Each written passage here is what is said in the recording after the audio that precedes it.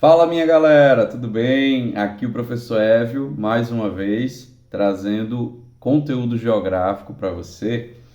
No vídeo de hoje a gente vai dar continuidade ao projeto de geografia com o Évio Lima voltado para o Enem, pessoal que quer fazer aí Enem, concursos vestibulares, vestibulares seriados, todos esses conteúdos vão sendo abordados aqui nesse projeto.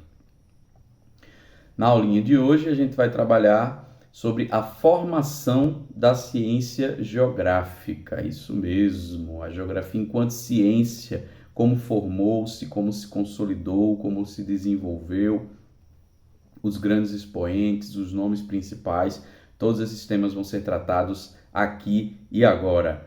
Vamos embora para a nossa aulinha de geografia? Vamos nessa! Bom, para a gente começar, eu quero lembrar sempre que isso é um canal no YouTube, né? E que não é cobrado para você assistir os vídeos, mas você pode colaborar para que esse canal cresça, né? Divulgando esse material para quem você gosta, para quem você sabe que está estudando, né? Se você curtiu o material, dá um likezinho aí também, né? Pode comentar, fica à vontade, é de graça também, né? E se quiser compartilhar com o pessoal, eu vou agradecer bastante. A geografia é uma ciência, isso quer dizer que a geografia tem um método científico próprio. Antes de eu começar a falar sobre a história de desenvolvimento da ciência geográfica, eu tenho que trabalhar o conceito de método científico e como ele é aplicado às diversas ciências. Bom, na realidade eu vou trabalhar isso no âmbito da geografia, né, porque me compete. Método científico, ele está esboçado dentro do que a gente chama tripé científico, ou tripé da pesquisa científica, que é composto basicamente por objeto, problematização e hipótese. Esse é o tripé científico. O método científico é baseado nesses três argumentos. Na perspectiva da geografia, esse chamado tripé científico, ele tem viés próprio dentro de arranjos que nós vamos chamar de correntes de pensamento geográfico. Basicamente funciona assim. Quais os objetos da geografia? São os conceitos chaves, as coisas que a gente trabalhou na aula anterior, a aula de introdução à ciência geográfica. Os conceitos chaves em geografia são 5: espaço, paisagem, região, território e lugar. Esses 5 conceitos chaves são o que nós chamamos objetos da ciência geográfica. Então, esses objetos vão ser trabalhados na perspectiva científica. Como esses objetos vão ser trabalhados dentro de uma perspectiva científica? A partir de um método próprio da geografia também, que tem a ver com uma base analítica e tem a ver com uma base processual. Essa base analítica a gente vai trabalhar numa perspectiva do que a gente chama de princípios geográficos. Esses princípios geográficos são norteadores de uma metodologia hipotética, ou seja, uma forma de resolver o problema geográfico, o problema identificado em cada situação, aquilo que você investiga. Então a geografia tem um objeto, eu identifico uma problemática nesse objeto e eu proponho uma solução metodológica. Daqui a pouco eu falo sobre os princípios metodológicos da geografia, mas é extremamente importante conceber o âmbito do tripé científico nessa perspectiva. A partir do momento em que eu tenho esse tripé científico bem consolidado, bem estabelecido dentro de um argumento lógico, processual, eu tenho uma ciência. Assim, nós vamos sistematizar e estabelecer a geografia como ciência. Mas até esse processo ficar, como eu falei até agora, sistematizado, foi um longo caminho. Como é que a gente vai entender aí a história de evolução da ciência geográfica? Eu posso dizer que a história de evolução da ciência geográfica, ela passa por caminhos muito antigos, desde a Grécia Antiga. Eu vou remontar a nomes como, por exemplo, Eratóstenes, que foi um filósofo grego responsável por criar uma obra investigativa, a qual ele chamou geografia, uma investigação, uma descrição problemáticas que ele identificava no espaço. Ele analisava o espaço e descrevia aquilo que ele estava vendo, tanto as sociedades quanto os aspectos físicos. A esse processo chamado geografia, a gente vai ter a primeira nomenclatura que vai se aproximar do que a gente entende hoje como geografia. Como se desenvolveu na Grécia, a gente vai ter essa nomenclatura arraigada aí ao grego, sendo geografia a descrição da terra, grafia, descrição, geo, terra. Isso para o idioma grego, é claro. Bom, o que se sabe é que desde os primórdios da organização civilizatória humana, com tribos, com os seres humanos vivendo ainda em cavernas, vivendo ainda em estruturas bastante arcaicas, a gente já tinha uma busca pela descrição e pela identificação do espaço, como até uma forma de sobrevivência. É óbvio que isso vai evoluir com o tempo. Quando nós chegamos em Eratóstenes, a gente já tem uma consolidação de argumentos científicos sobre o espaço. Até análise sobre temperatura, sobre processos da natureza, sobre a organização de algumas sociedades, a descrição de como essas sociedades eram organizadas e a sistematização. A argumentação filosófica da natureza ela é tão complexa que o próprio Aristóteles ele vai ser um geógrafo desse período grego, inclusive uma das pessoas responsáveis, ou creditadas pelo menos, pela identificação da Terra como uma circunferência.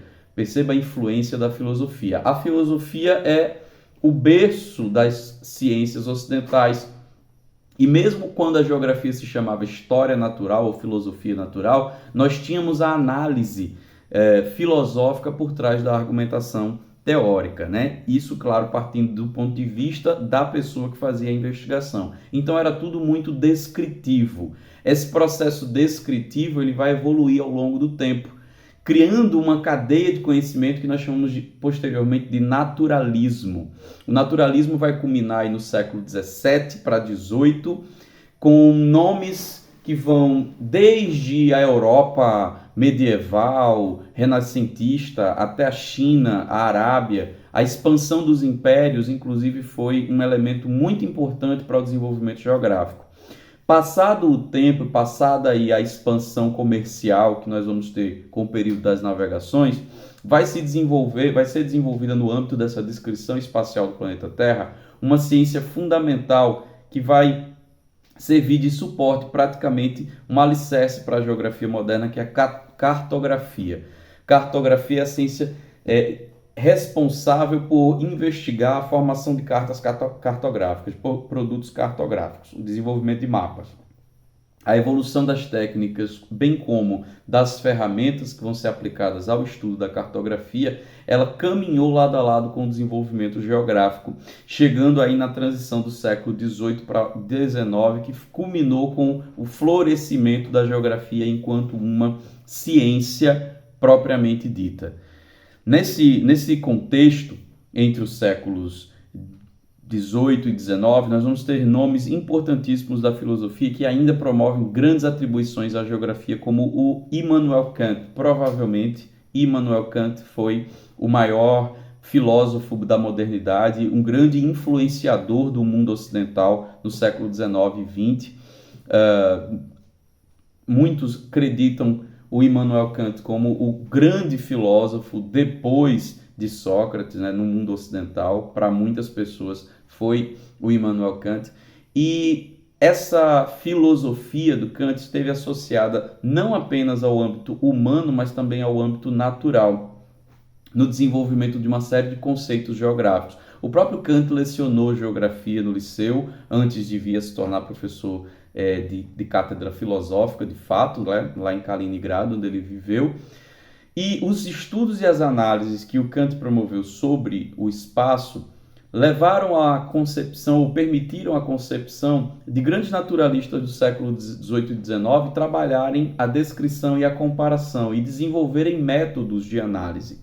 Eu posso destacar dois nomes aqui derivados da região da Prússia, o Karl Ritter e o Alexander von Humboldt. O segundo, inclusive, muito importante na análise descritiva da natureza, principalmente para a região dos trópicos, onde ele investigou, onde ele viajou, onde ele conheceu bastante.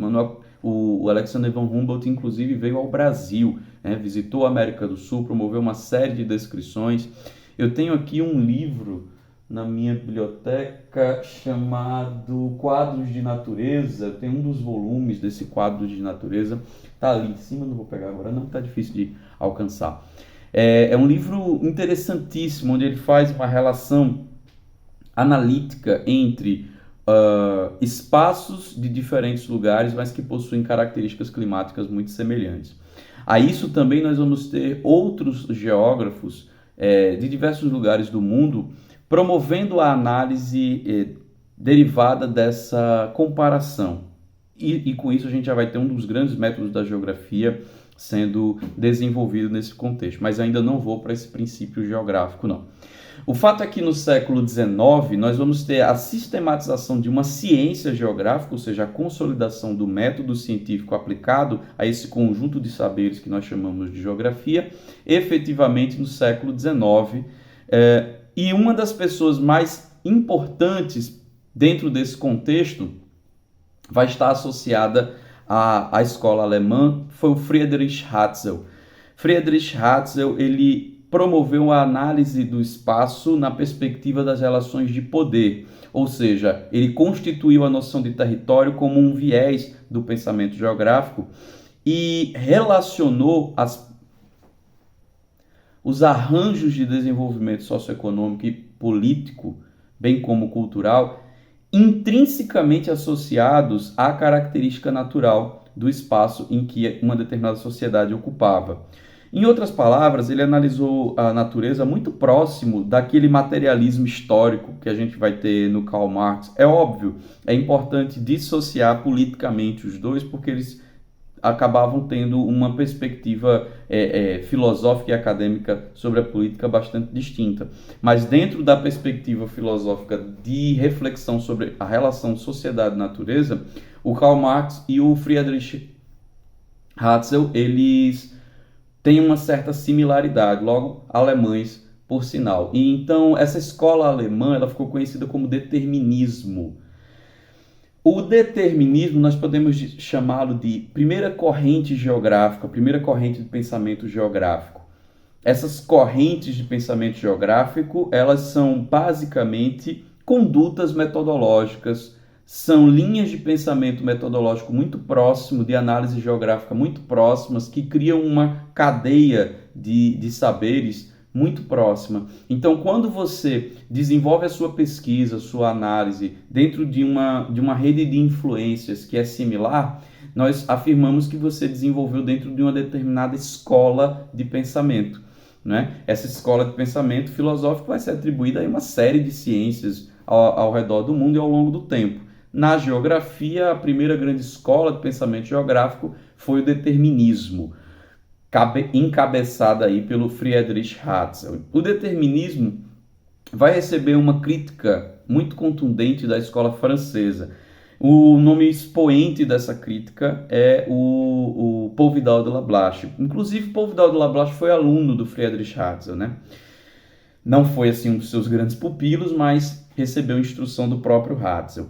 O Hatzel ele é identificado como o pai da geografia política. Por quê? Porque ele foi o primeiro a relacionar a noção de território à expansão da sociedade, a uma construção política ou a uma idealização política de sociedade, dentro das diversas ideologias que vão existir, dentro das diversas realidades espaciais que vão existir. Dito isto, qual seria a posição do possibilismo? Uma escola que vai se contrapor à ideia determinista, afirmando que o espaço, a influência do espaço é uma espécie de alavanca ao desenvolvimento da sociedade. O espaço deve ser entendido como um viés de possibilidades e não como uma barreira, uma imposição processual e prática ao desenvolvimento daquela civilização. Na perspectiva do possibilismo de Lablache, o que nós temos é uma espécie de contraposição prática. Se você pensar que a sociedade pode se adaptar e pode criar dentro de um determinado espaço, soluções práticas para meios que ela está usufruindo, nós vamos nos alinhar à cadeia de pensamento possibilista. A grande polêmica que se desenvolveu ao longo do século XX é que a geografia brasileira, ela foi influenciada diretamente pela escola francesa, porque os primeiros geógrafos que vieram ao Brasil eram franceses. Então, a influência muito forte do possibilismo nos fez ter uma espécie de aversão ao determinismo, como se o determinismo fosse uma coisa outorgante. E não é. Você pode visualizar o determinismo geográfico e o possibilismo geográfico em diversas relações práticas do espaço. Eu vou dar 2 exemplos para você. Eu moro na região agreste de Pernambuco, dentro do semiárido, uma área que tem alguns brejos de altitude e de exposição, e que tem algumas situações em que, pela topografia, a temperatura acaba sendo reduzida no inverno. A minha região faz parte do ambiente semiárido. Isso e é uma região de planalto, uma região dômica, uma região montanhosa. Essa região não tem grandes cursos hídricos e não tem um grande desenvolvimento de potencial hídrico aqui. Então, a atividade agrícola ela fica restrita ao abastecimento local. E o abastecimento local de bens que se adaptam, de produtos que se adaptam com facilidade, porque é uma região pobre do Brasil que não tem também um grande desenvolvimento tecnológico. Então perceba que o conjunto de fatores induz a produção econômica da minha região, do ponto de vista agrícola, a uma linha de produção específica. Em termos de produto mesmo, assim, de fato, né, material, eu posso falar que a minha região produz tomate, produz banana, produz romã. 3 exemplos. A minha região, não dentro dessa concatenação de fatores, ela não pode produzir morango, mas existem nos brejos, nas serras, nos vilarejos mais altos, pequenas produções de morango de cunho turístico, em que você vai lá e faz uma espécie de colha e pague, sabe? Aquele esquema pesca e pague, então só que para colher morango e tal, no pomar do povo, qual é a atividade turística rural, né? É óbvio, há uma possibilidade de você plantar morango, mas o meio impede que você produza morango em larga escala para exportação. Então, há um determinismo aqui para a produção agrícola. Da mesma forma que no semiárido brasileiro a produção de morangos ela é inviável, você pode ter uma intervenção tecnológica que facilite, se o meio der o mínimo de condições possível para isso. Então, a possibilidade de desenvolver o morango. E eu estou falando aqui, não necessariamente do morango, mas de uma fruta de ambiente similar ao morango, que é a uva. Uva amplamente desenvolvida no semiárido brasileiro, na região petrolina, porque há a disposição do rio e a influência tecnológica. Perceba, só o rio não garantiria essa produção, mas o desenvolvimento científico e técnico da sociedade permitiu uma evolução, né, tecnológica suficientemente capaz de modelar a natureza, de transformar a natureza em prol dessa produção. É óbvio, há um pouco mais de atributos naturais, no caso a existência do Rio São Francisco, que não passa na região agreste de Pernambuco. Então perceba que nos 2 cenários nós temos o determinismo me explicando a geografia de uma forma e o possibilismo me explicando a geografia de outra forma. Não é que um esteja errado e o outro esteja certo, simplesmente eles são visões antagônicas, visões processuais e metodológicas antagônicas. Ao longo do século XX, nós vamos ter uma discussão sobre essa divisão analítica entre meio e natureza, de forma que alguns geógrafos vão se debruçar sobre isso. Talvez o mais mensurável deles, ou mais destacado desses geógrafos tenha sido Hartshorne, que promoveu aí uma análise regional e uma análise de distinção, né, de espaços, conduzindo inevitavelmente, ainda que não fosse sua lógica inicial, conduzindo a uma separação que até hoje permeia o mundo acadêmico da geografia entre atributos físicos e atributos humanos, dado a perspectiva do Hartshorne de que essa análise integralista ela estaria fechada dentro de certos circuitos. Todos esses argumentos científicos, eles estão alicerçados em conceitos antes da grande revolução científica do século XX e da grande revolução, talvez, filosófico-científica da física, que foi o desenvolvimento da teoria geral de sistemas, ou a organização da teoria geral dos sistemas. Após a organização da teoria geral dos sistemas, a gente passou por uma grande transformação no século XX. Isso vai ser óbvio depois da Segunda Guerra Mundial, essa grande transformação metodológica, até do ponto de vista pragmático da ciência, da evolução científica. Bom, mas a geografia, enquanto uma ciência aplicada à sociedade, vai se debruçar no início da segunda metade do século XX sobre a contagem dos fatos e, a partir da contagem dos fatos, a elucidação do processo evolutivo. O que esses fatos, o que esses números significam para a evolução científica da geografia. É com isso que nós vamos inaugurar uma terceira corrente de pensamento geográfico chamada de geografia quantitativa ou nova geografia. Essa corrente do pensamento geográfico, ela está alicerçada na contagem numérica, em análises quantitativas. Essas análises quantitativas vão se traduzir inevitavelmente em questões qualitativas, e as questões qualitativas podem ser alvo de investigação. A grande questão é que a geografia quantitativa, ela é muito mais descritiva, ela está muito mais preocupada em descrever as regiões, descrever os espaços, do que de promover uma investigação mais contundente do porquê daqueles cenários que foram investigados. É uma escola que foi importantíssima para o desenvolvimento geográfico. O Brasil se debruçou sobre a geografia quantitativa de maneira muito integral ao longo de todo o século XX. Com isso, nós vamos ter aí a formação, por exemplo, do Instituto Brasileiro de Geografia e Estatística, né? Estatística, veja, números, né, associados aí à geografia, que até hoje a matemática vai ser uma grande ferramenta geográfica. A gente vai ter a formação das chamadas regiões geográficas do Brasil, as grandes regiões do IBGE, as macro-regiões, depois as regiões geoeconômicas, né? E aí, finalmente, nós vamos ter alguém que vai se perguntar: ok, mas e daí? Esse número está me dando um quadro, mas eu não posso parar a minha análise apenas no quadro geográfico. A minha análise tem que se perguntar o porquê disso, né? A minha análise tem que fazer uma crítica a isso. É nesse momento, então, que nós inauguramos no Brasil a chamada geografia crítica. A partir de 1970, essa geografia crítica começa a ganhar força, muito influenciada pelo materialismo histórico, pela filosofia marxista do século XIX. A geografia crítica passa a criticar os quadros de geografia, ou seja, os contextos que nós identificamos dentro do espaço geográfico brasileiro, tanto do ponto de vista natural, mas sobretudo, principalmente do ponto de vista humano, social, cultural. Essa análise geográfica, ela investiga o porquê das relações se darem daquela determinada forma, o porquê das relações se darem a partir dessa construção.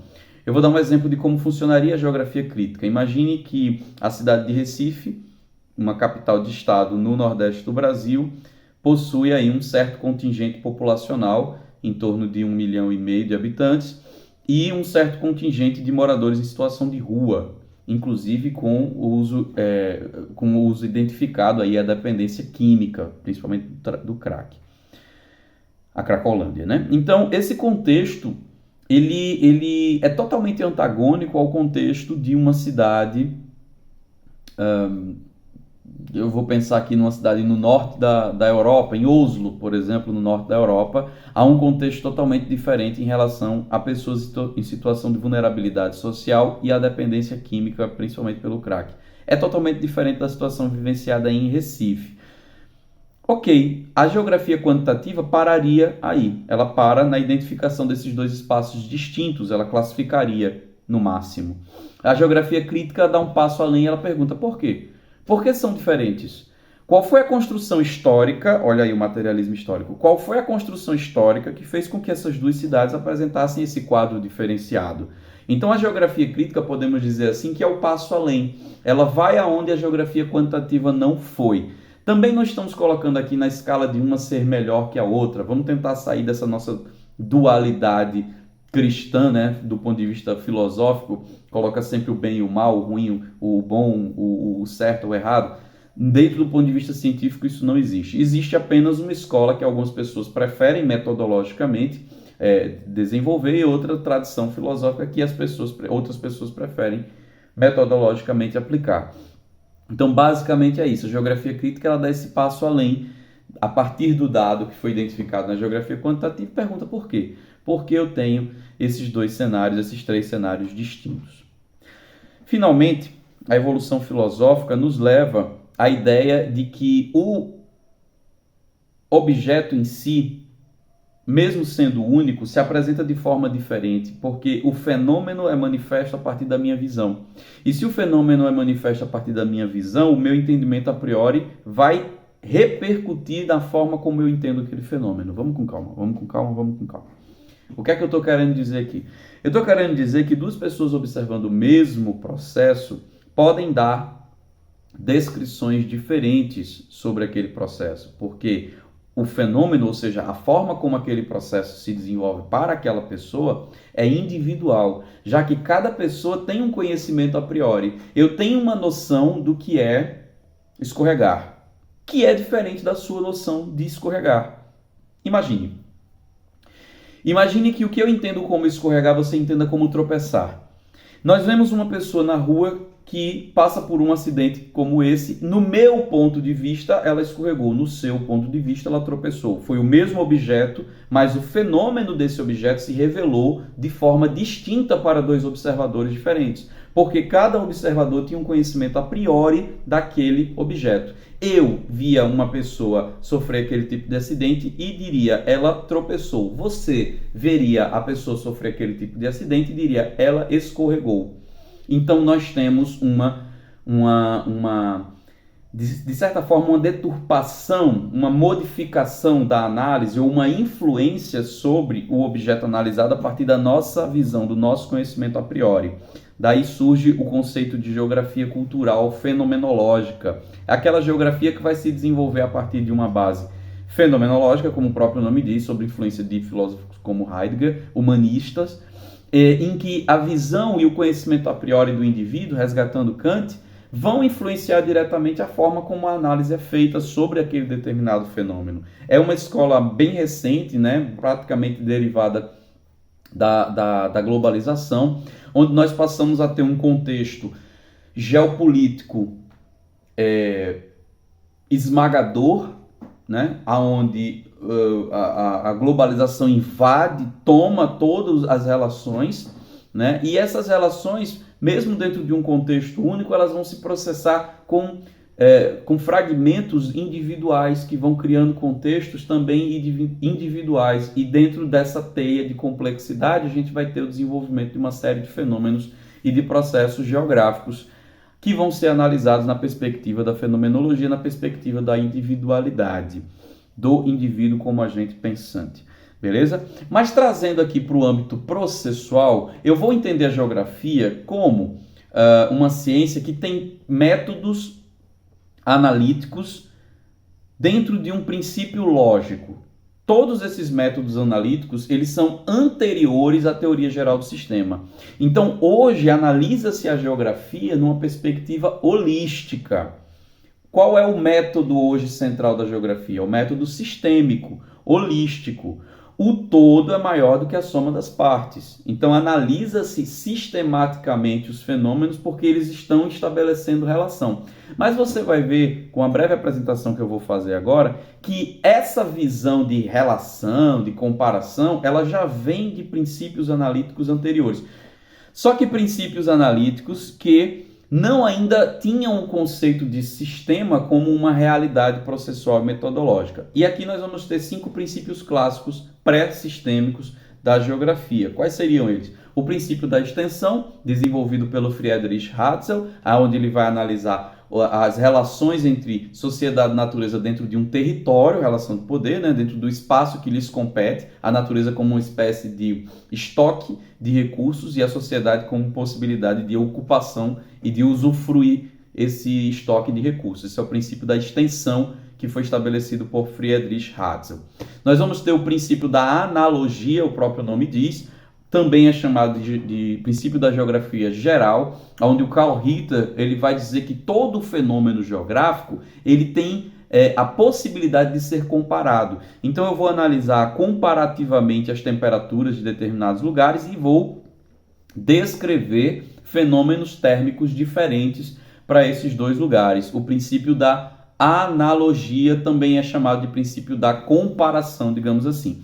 O nosso querido amigo Vidal de Lablache ele vai ser influente nessa relação de processo metodológico dentro do princípio da analogia, propondo inclusive que o princípio da analogia funciona como a ferramenta metodológica necessária para explicar o possibilismo geográfico ou para aplicar o possibilismo geográfico dentro dessa cadeia de possibilidades que a inventividade humana vai usufruir a partir do momento que se cruza com a disponibilidade de recursos da natureza.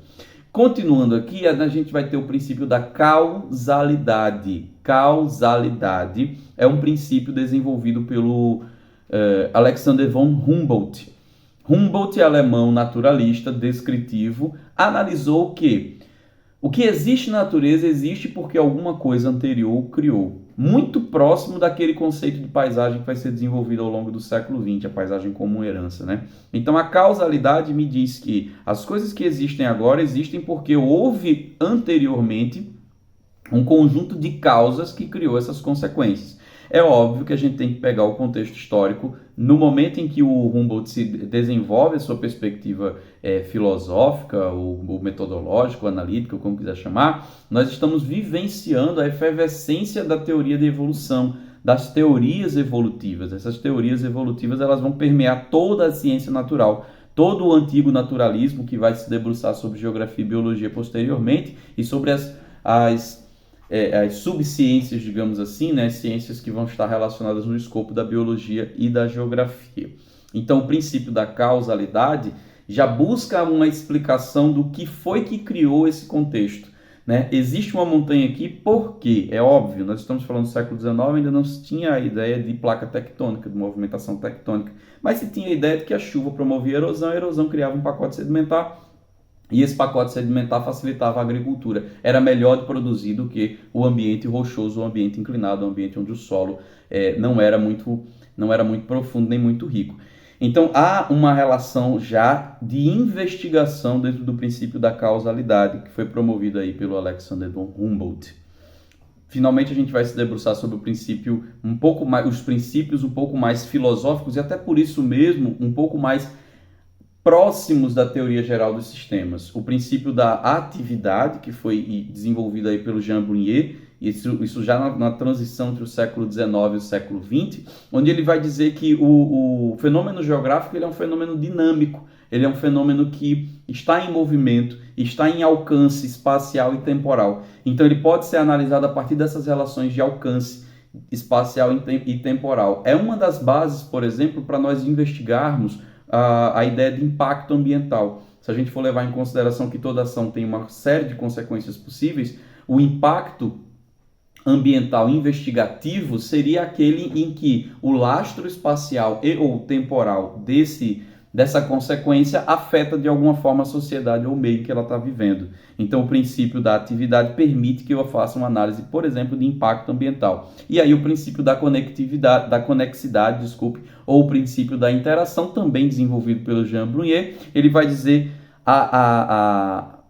agora assim, muito mais aproximado da teoria geral dos sistemas, que os fenômenos não ocorrem de forma isolada na natureza. Pelo contrário, eles têm conexões. Essas conexões elas vão gerar relações de causa e consequência, efeitos em cadeia, que vão permitir o desenvolvimento de uma complexidade analítica, muitas variáveis dentro de um mesmo fenômeno, que já é dinâmico, porque ele explicou a partir da atividade que esses fenômenos são dinâmicos, o que faz com que o trabalho do geógrafo seja um trabalho minucioso de investigação das relações de complexidade que os fenômenos geográficos apresentam no meio. Bom, era isso que eu queria trazer para você nessa aulinha de hoje. Então nós vimos aqui as correntes geográficas, as correntes de pensamento geográfico, a fundamentação científica por trás da geografia e os princípios analíticos da geografia. Espero que tenha ficado legal para você. Não esquece de compartilhar esse conteúdo com o pessoal que você sabe que tem interesse em geografia, dá um joinha e coloca nos comentários aquelas questões que você quer saber de geografia, o que é que você tem dúvida, o que é que você gostaria que fosse explicado aqui por mim. Beleza? A gente se vê na próxima. Tchau, valeu!